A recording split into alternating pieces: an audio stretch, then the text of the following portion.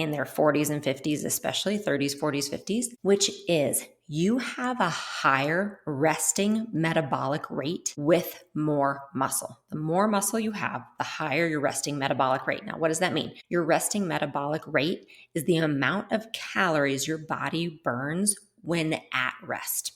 So during the day, right now, sitting here at my computer talking to you, when you are watching TV, when you are sitting doing your knitting or reading or hanging out and playing games with the kids, your resting metabolic rate is the amount of calories you're doing during that time, during just what you need to live, what you need to function. And it is higher when you have more muscle. All right. Muscle increases your metabolic rate, which means you will burn more calories at rest.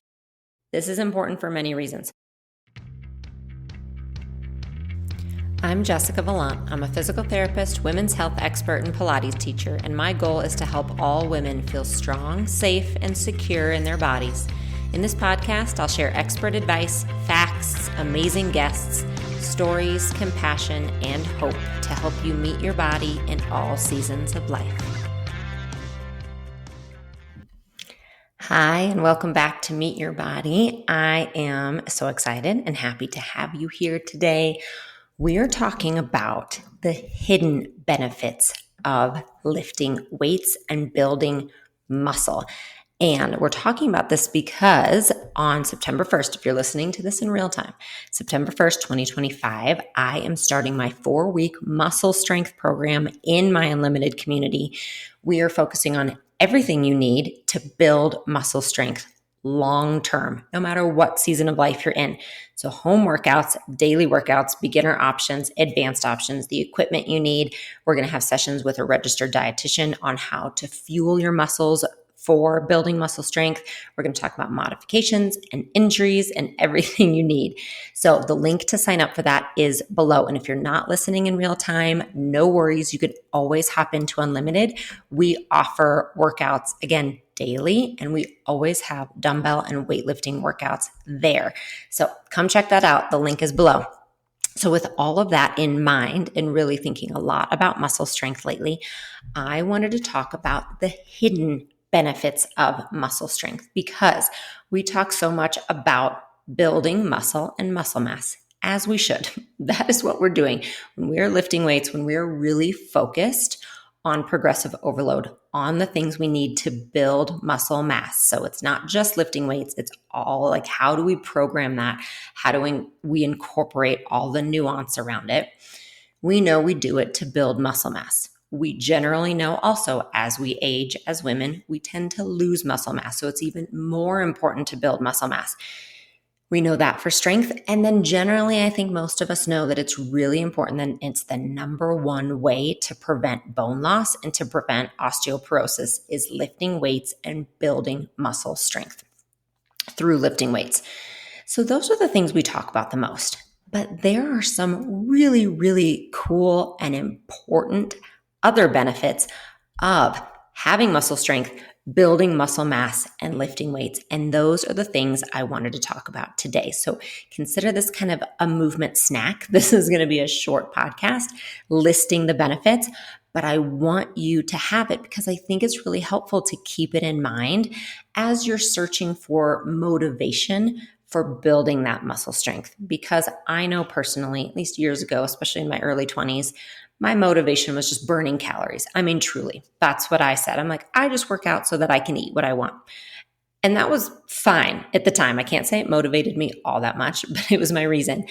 It wasn't until I was diagnosed with endometriosis, I started experiencing all of my health issues. It wasn't until then that I realized the true benefits of movement and exercise. That is what kept me consistent. That is why I've been consistent now for 25 years, is because I know what movement and exercise does for my body. And building muscle and using dumbbells is no different. I'm motivated to do it because I actually love to do it. I just feel empowered when I do it. It's creative to me. It challenges me. So I enjoy it, but I stay motivated because of what I know I'm doing for my body in the long term, which includes keeping my muscle mass and protecting my bones, but also includes these other fun hidden benefits. So let's get right to it. Number one, and I'm listing this number one because I feel like it is something more women should know about because it just links into so many women's goals in their 40s and 50s, especially 30s, 40s, 50s, which is you have a higher resting metabolic rate with more muscle. The more muscle you have, the higher your resting metabolic rate. Now, what does that mean? Your resting metabolic rate is the amount of calories your body burns when at rest. So during the day, right now, sitting here at my computer talking to you, when you are watching TV, when you are sitting doing your knitting or reading or hanging out and playing games with the kids, your resting metabolic rate is the amount of calories you're doing during that time, during just what you need to live, what you need to function. And it is higher when you have more muscle. All right. Muscle increases your metabolic rate, which means you will burn more calories at rest. This is important for many reasons. One of which is that when we go through perimenopause and lose estrogen, our metabolic health goes off the charts. Like it just is thrown into disarray. We can gain visceral fat very easily as a part of that entire process. We don't burn calories or process glucose as efficiently. These are the reasons so many women say, I'm eating the same thing, I'm doing the same stuff, but it's just not having the same effect. It's because our metabolic health really does change during that time of life. And lifting weights and building muscle will help with that, okay? It'll help your metabolic health overall. It'll increase your resting metabolic rate. Number two is, I just touched on it, it also helps to regulate your blood sugar. So muscle helps regulate your blood sugar. Super important, not only in the case of diabetes, but just for all of us, especially, as I said, as we age. Our loss of estrogen has a direct effect on our body's efficiency and ability to process glucose. So we can become insensitive to our insulin. We can have lots of issues with that. So the more muscle you have, the better your body is able to regulate blood sugar. Number three, it is actually tied. Your muscle strength, muscle mass is tied to increased longevity for everyone, but particularly for women.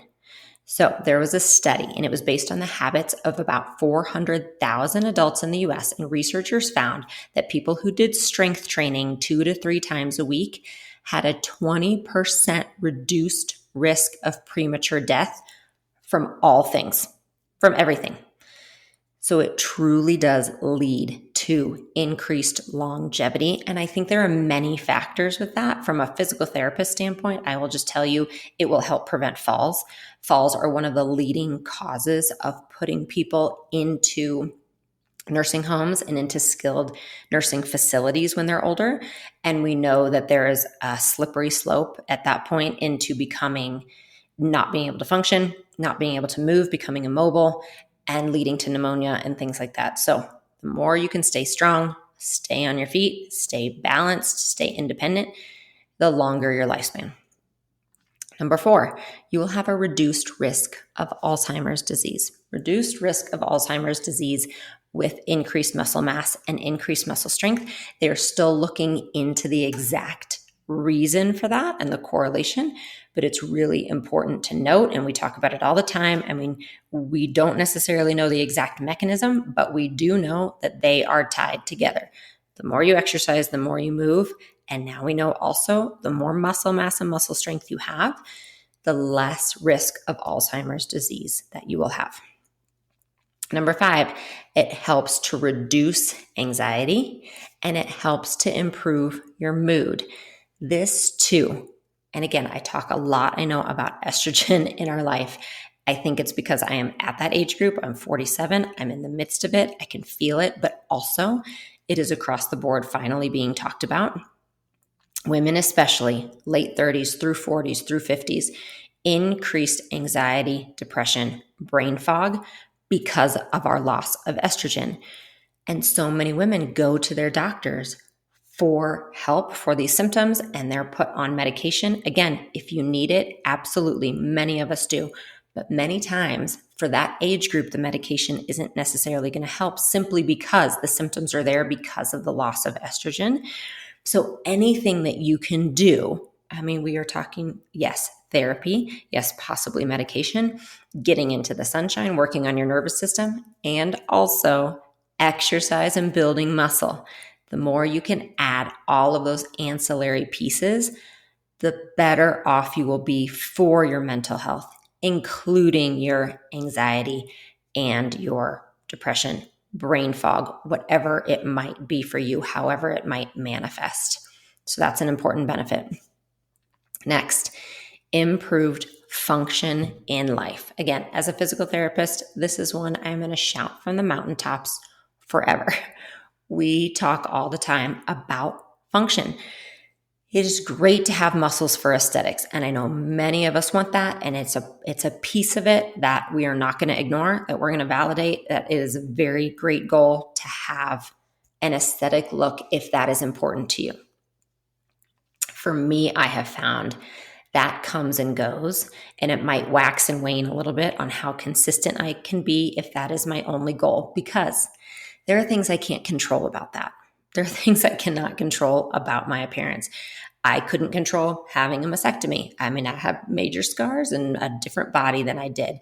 There are things I can't necessarily control about aging. The loss of estrogen is going to cause adipose tissue in other parts of my body. I need to work on that. So if I consider aesthetics as my main goal, if I don't reach that, I end up feeling really bad about myself, like I did something wrong. Versus if my main goal is I'm going to increase function, I want to play with my kids out on the driveway when they ask me to. I want to be able to run across the street. If it's a yellow light and I'm trying to get across the street, I want to be able to do that. I want to be able to hike. I want to be able to do the yard work and help. I went this past weekend. This is a big example. I traveled for 4 days and helped my parents move out of their house. So they are downsizing. They're at the age they're finally doing that transition and moving. They're actually moving here close to us. And I helped them pack. I was carrying boxes. I was carrying very heavy things, moving them around. I was packing a pod. I was climbing in the back of a 100-degree pod to try to move boxes and things around. And I was contorting myself into positions. And you know what I thought the whole time? Thank goodness I exercise. Thank goodness I lift weights so I can be helpful and I can serve other people in this time of life.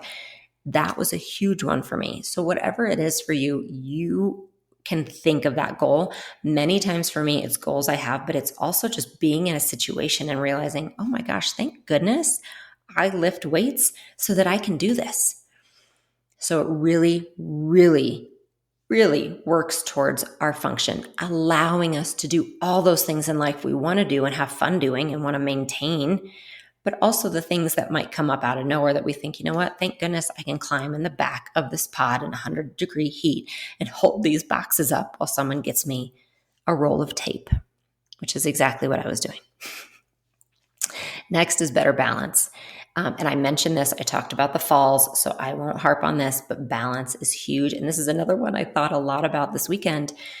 You guys know, I know you do. I know you will recognize this. You're going to hold as many bags as you can in your arms, and you're going to walk from your car, but you have to close, right? You have to maybe close the tailgate of the car while you're doing it. Then you walk to the door. Then you might have to balance on one leg while you're resting the bags on the other leg so that you can reach in to get your keys and unlock the door. I know you know what I'm talking about.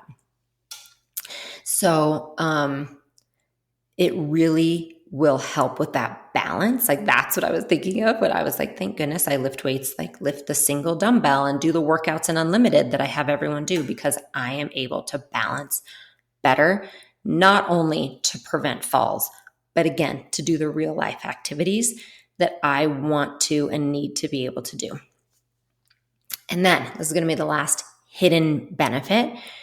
It can combat the loss of estrogen. So listen to this. Exercise training can enhance aromatase expression in muscle, leading to increased local estrogen production. You can actually help give yourself a bump in estrogen production by building muscle.